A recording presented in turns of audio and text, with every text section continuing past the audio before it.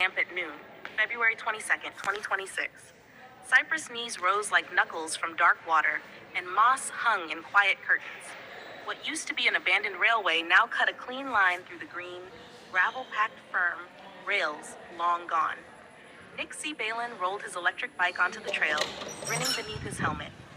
Nick owned Balen Cycles back in Greenville, a bike shop that smelled of oil, rubber, and coffee. Today wasn't about selling anything. It was about testing. The bike beneath him was his newest build. Quiet motor, custom battery pack, frame reinforced for off-road runs. He called it the Swamp Box, half as a joke, half as a challenge. He eased the throttle. The bike hummed instead of roared, slipping forward like a secret. Sunlight broke through the trees in silver stripes as Nick followed the old rail path, imagining freight trains that once thundered here. Now it was just him, frogs croaking, and the soft crunch of tires on gravel. The trail narrowed where the swamp thickened. Water pooled on both sides, reflecting sky and leaves.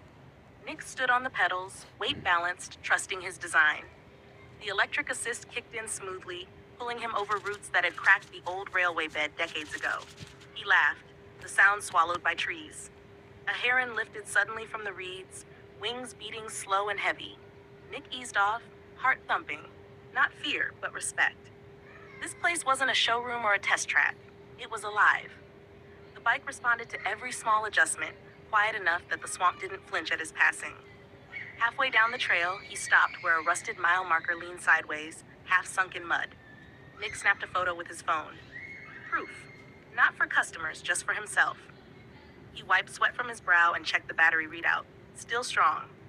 On the ride back, confidence settled in. The swamp box glided, steady and sure. Nick pictured future riders, weekend explorers, people who wanted motion without noise.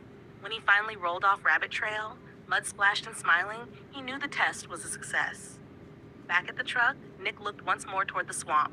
The old railway had found new life. So had his bike.